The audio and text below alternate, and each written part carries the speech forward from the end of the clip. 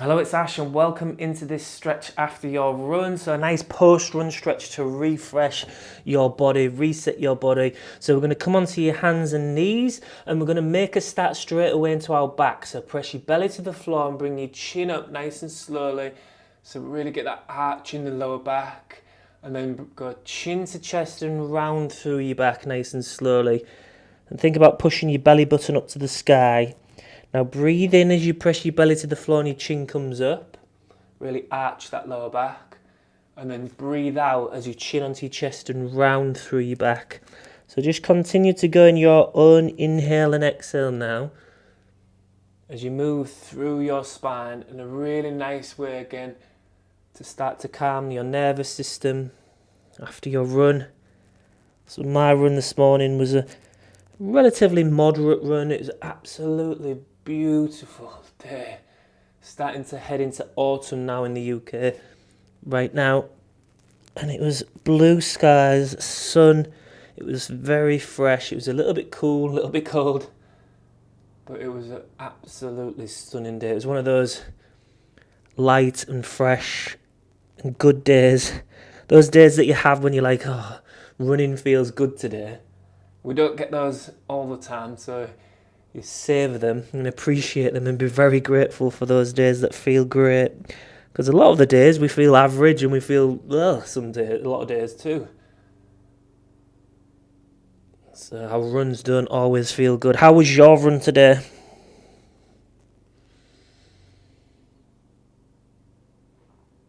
Again, the least you can do is be grateful for getting out and getting your run, or maybe use on the treadmill. Just moving your body. Well done for that. Be appreciative of that. Okay, have a little bit of a wiggle and look over one shoulder and then the other.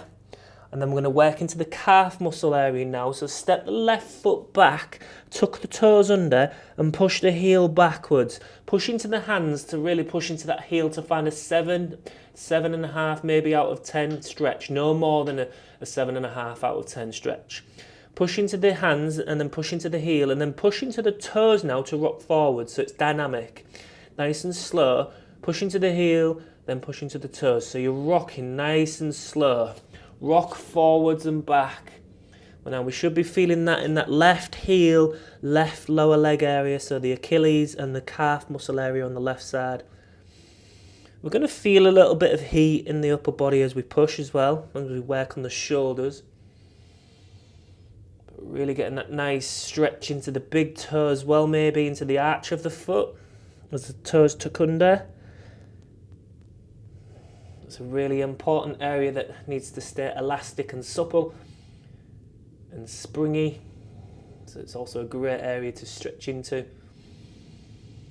Okay, now what we're going to do from here is we're going to just take the right foot off the mat so we can find some balance as we start to step the left foot back in line with that right knee and open up the foot a little bit. Now we're going to bring the right hand a bit closer underneath the right shoulder. We're going to get a really good side stretch here. We're going to bring the left hand up to the sky. So that back foot, you can feel the right foot is there for balance so we don't fall backwards. Now, depending on your shoulder flexibility and pain, you can start to bring the hand over the top of the head if it doesn't cause you pain. Now, stretch your toes away from your fingertips. Take a breath in. As you breathe out, we're just going to start to walk nice and slowly and walk your head all the way over towards sort of where your big toe would be. And we feel that stretch in that groin area. Find a 7 out of 10 stretch again. So you might feel it on the outer part of the thigh, you might the lower leg, you might feel it on the inside of the thigh and the back of the thigh as well. And then walk back over. Right, open up, right hand underneath the shoulder. Find that nice side stretch, either head over the hand or head over the shoulder, whichever feels more comfortable for your shoulder. Take a breath in. And then come back nice and slowly. Again, walk the head towards the big toe. Keep a slight bend in the knee. Relax the shoulders. Find a 7 out of 10 stretch last time. Walk the right hand back out onto the mat. Find that nice side stretch. Again, take a breath in. And then bring, again, hands down. Walk the head over towards the toe. Feel that nice stretch. Relax the shoulders. Breathe. And then from here, we're just going to start to bring the hands back underneath the shoulders towards the body more. And then bring that right foot a little bit round again. And then we're going to start to turn the left toes up, to dig the left heel in, and then always using the hands to support, we end up finding ourselves into a hamstring stretch as we walk the hands towards the foot. I've gone in kind of like a little bit of a flowy sequence here. Keep a bend in that knee and relax the shoulders. Now we should be feeling a stretch at the back of this left thigh, right in the belly of the thigh, not the knee. Make sure it's not the knee. That's the sciatic nerve. We don't want to floss that. Okay, so bend the knee and release it, the stretch, and then straighten the leg, but not fully lock it out, and then bend it. Nice, slow, dynamic stretch. Bend and straighten. Use the hands to support a lot of the weight of the body, really focusing in on the back of the thigh. Make sure we're not going further than a 7 out of 10 stretch. Breathe and smile. So we've twisted, we've moved, we've done some natural movement throughout that. We've challenged your joints and your muscles throughout that little sequence of stretches. So it's really good to take your body out of its usual patterns. Okay, we're going to slowly start to walk all the way back to our starting point. So walk your hands back onto the mat all the way over, nice and slow. And then as we come back into the hands and knees position, just feel the after effects of that. Can you feel all the stretchy? You can feel it almost one-sided. It feels quite imbalanced. Okay, we're going to step the right foot backwards. Actually, I'm going to twist this way. I'm going to step the right foot backwards, tuck the toes under, push into that heel, find a 7 or a 7.5, no more, and then push into the toes. Rock forwards and back nice and slow. Again, remember, it's soothing, dynamic stretching. Keep breathing as we do this. So this is great for after your run stretches. So post-run stretching is fantastic to reset your body, reset your nervous system. Keep that, again, suppleness in the joints and the cartilage area. If you need a bit of accountability and motivation, or you need to know what you're interested in, what a full week looks like, have a look in the link in the description below at the free 7-day program of videos, exclusive videos, and the coaching options that can help make you run better. Or have a look at runbetterwithash.com. Okay, we're going to take that left foot off the mat now. And now we're going to open up that right foot in line, bring it in line with the left knee and the left hand. And bring the left hand a bit closer underneath the shoulder. Again, open up that right arm up towards the sky. Depending on this right shoulder mobility, it might be able to come over the top of the head. If not, again, listen to your body, don't push into pain. Find that nice side stretch. Breathe in.